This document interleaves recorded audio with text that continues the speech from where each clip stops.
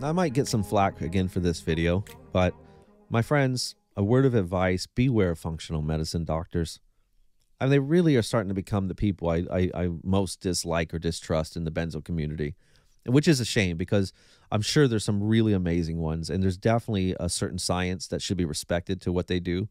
There's definitely a science to metabolic and these vitamin and mineral deficiencies in the body. If you're having too much of one thing or not enough of another, yeah, they can create real problems. We know that for sure.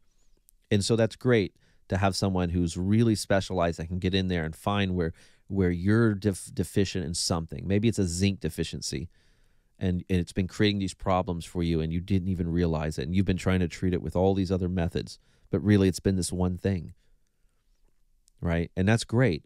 But when you have health anxiety, inevitably what it does is it sends us down the rabbit hole. It opens up Pandora's box. Oh my God, my folate levels, my copper levels, my vitamin C levels, vitamin D, zinc, vitamin B12. Is it the B6? It's, is it omega 3s? And inevitably too, they go down these other roads where they start talking about gene problems and histamines, and they create this whole roster of what I consider to be sort of like benzo boogeymen, things that are really hard to prove, let alone prove that all your symptoms are related. Because remember, correlation isn't causality. Just because something correlates doesn't mean it's true, right? But they will say things like, oh, I'm damaged and it's not the benzos. I have Lyme disease. I have histamine issues. I have this rare recessive gene. And in my experience with all of that, I've seen people get better despite all that. In fact, guys, to be honest, I really question how much this stuff is even real, or how much, I should say not real, but how much it impacts us. Because, and hear me, and this is why, because I've seen people get better and all of this stuff just goes away once they start working on the other things like agoraphobia. Let's look at that, agoraphobia. Well, how come you worked on agoraphobia and suddenly months later your histamine issues cleared up? That shouldn't go together, right? So if you're someone that's going to push back against what I'm saying automatically and say, no, Dave, you don't get it, buddy. Well, explain that to me. How did agoraphobia cure that? How did agoraphobia treatment suddenly make histamines or folate levels or copper or this or that? How? Right? Because probably it wasn't correlated. And this is what I mean. Think about this. They've done a study on bulging disc in the back and the neck and, in the spinal column. Bulging disc. Oh my God, everybody's scared. If you have a bulging disc, then, is that going to lead to surgery? You're going to have pains. You're going to have physical rehab treatments and all kinds of things. But what they found is, examining a bunch of MRIs, CAT scans, x-rays, was that, and I've seen the numbers as high as 75%. In fact, I just seen an orthopedic specialist, and ironically or coincidentally, he actually brought up this study. And I think he even said as high as 85%, which sounds a little too high to me. But let's say 75% of the x-rays, MRIs, and CAT scans that they were looking at, people had bulging disc and had no symptoms, right? Like it was found accidentally. So just because you have something doesn't mean that's what was bothering you. Whatever reason they were there having that x-ray or that MRI or CAT scan, it wasn't that bulging disc in T2, let's say, or C5 in their neck. They weren't having any symptoms. But you can see if they were having even a little bit, even if they slept wrong and have, a pinched nerve or a pulled muscle, and they go to the wrong doctor and he looks and they go, oh, right here, look, you have a bulging disc. That must be it. Well, now you're going to go down this rabbit hole of meds and all kinds of stuff that may make you worse. That really wasn't even correlated with the original thing. And that's scary in medicine. And this happens all the time in medicine. I mean, most of us are on benzos for a reason that we shouldn't be on benzos. Let's put it that way.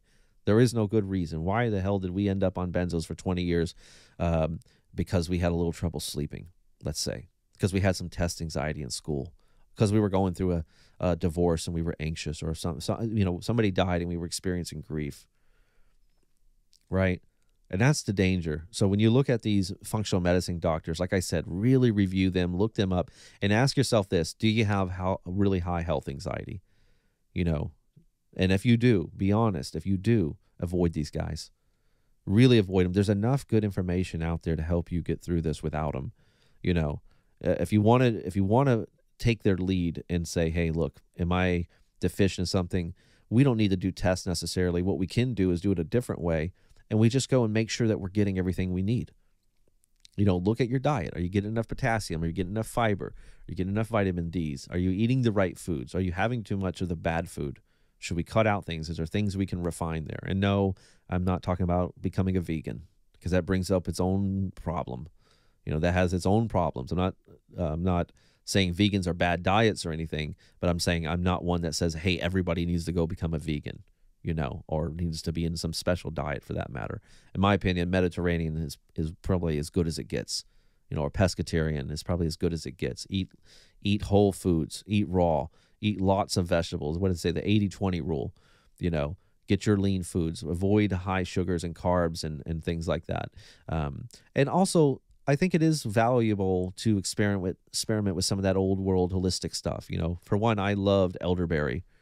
You know, I think ginger, turmeric, you know, or as anti-inflammatories, I think are great for benzo. In fact, I would love to see a study just based on the effects of turmeric and ginger in benzo withdrawal, because as the inflammation decreases, then the need for cortisol will decrease, which means less symptoms.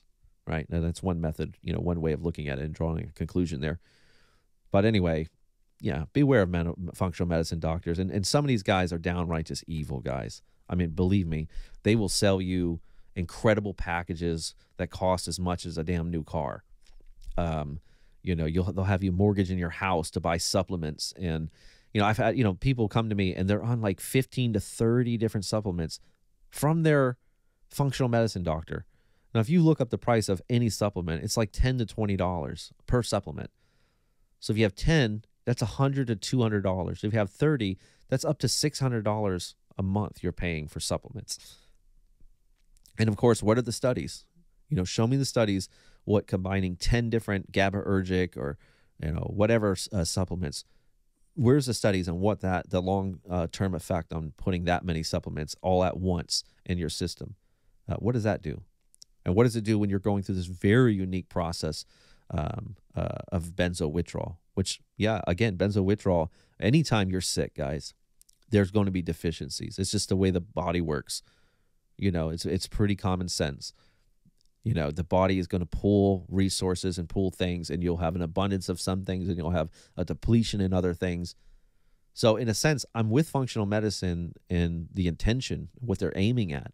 And if you get with the right person, I think they could be amazing. You get with the wrong person, it's parasitic. They will drain you dry. They will feed off your health anxiety. And if they think they're starting to lose you, oh, lo and behold, they will pop up with something new. Oh my God, I just discovered this new level of insert, you know, another thing for you to be afraid of. More reason to take more supplements, more tests. Have you considered this gene? Do you have mold?